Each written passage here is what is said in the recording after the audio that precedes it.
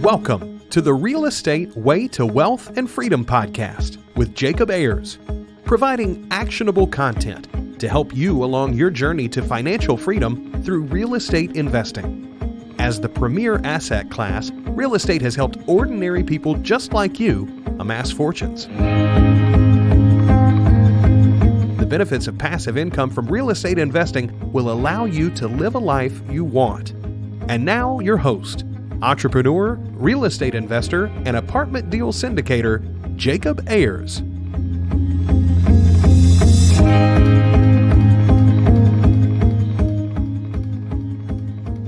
Hi, and welcome to the Real Estate Way to Wealth and Freedom podcast, episode 88. You're listening to Friday Fundamentals with your host, Jacob Ayers. Hey, thanks so much for tuning in to yet another episode. I'm so glad you're here. Before we get started, I want to ask you a favor. If you like this show and haven't yet left a rating and review on whichever platform you're listening on, please take the time to go do that whenever you get the chance. Now today's Friday Fundamental. This week's Friday Fundamental is determining value. Determining value of real estate is both a science and an art.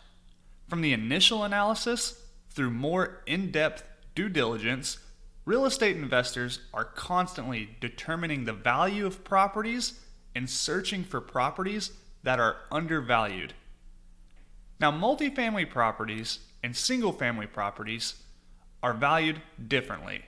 And for the sake of this conversation, we'll classify properties as 1 through 4 units as single-family properties. Since single-family homes can easily be compared to one another, they are valued based on other similar homes. For example, a 3-bedroom, 2-bathroom, 1,800 square feet house can be compared to other similar 3-bedroom, 2-bathroom houses in the area. You can compare apples to apples.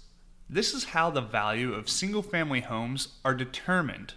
Typically, a licensed appraiser will perform a comparative market analysis to determine the value of the property. Multifamily properties, on the other hand, are not valued the same way. Since it's much harder to compare a 20-unit Class C property to a 160-unit Class A property, multifamily properties cannot be compared to one another based on square feet, amenities, etc. Rather, multifamily properties are valued based on the income they produce. This value is derived from 2 numbers, the net operating income, or NOI, and the capitalization rate, or cap rate. The NOI is simply all of the income minus all of the expenses, excluding the mortgage. The cap rate is a measure of return if one paid all cash for the property. Typically, cap rates range from 5 to 10%, depending on the property type, location, condition, etc.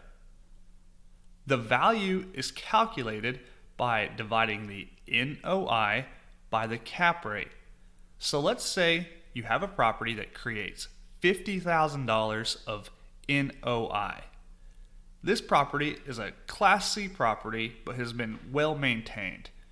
Let's say the going cap rate for this property type is 8%. So we take the $50,000 of NOI divided by the 8% cap rate to give us a value of $625,000. These are the main differences in how multifamily and single-family properties are valued. One's with comps, the other with income. With single-family properties, appraisers have a tough job. Unfortunately, sometimes their assessment of a property's value doesn't always match that of the buyers or sellers. However, the bank will only loan based on the appraisal, so that appraiser's assessment carries a lot of weight. It's not a perfect system and can sometimes cause deals to fall through.